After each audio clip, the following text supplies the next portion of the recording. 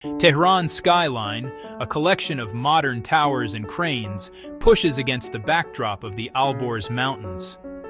Below, its highways are arteries filled with the constant flow of traffic, a picture of a nation in motion.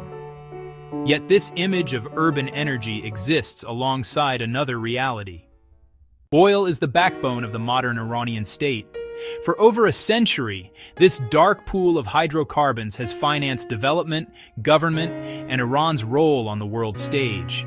This dependence makes the national budget exquisitely sensitive to global energy markets. When prices rise, spending expands. When they fall, austerity follows. Production is only part of the story. The ability to sell and receive payment depends on access to technology, investment, and financial networks.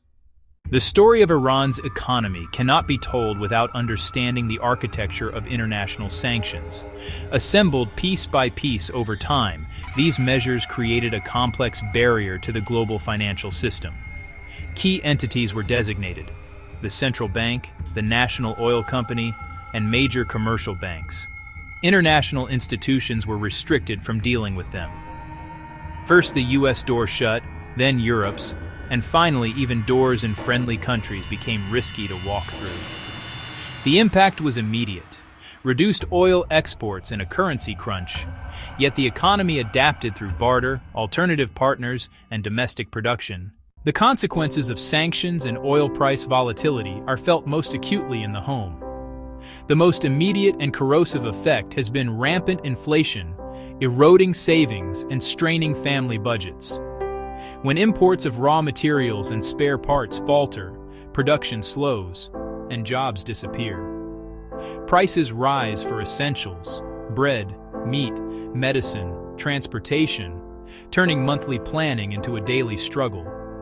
A culture of resilience emerges: informal networks, small businesses, and local production as coping mechanisms. Resilience born of necessity. Faced with volatility and isolation, Iran is cautiously cultivating non-oil sectors, including renewables. Manufacturing and agriculture offer jobs, revenue, and a path to balance. But scaling remains difficult under constraints. Knowledge-based firms and startups build with what they have, often leveraging software and services. The path forward hinges on internal reform and an international environment that permits reintegration. Only then can Iran unlock its potential.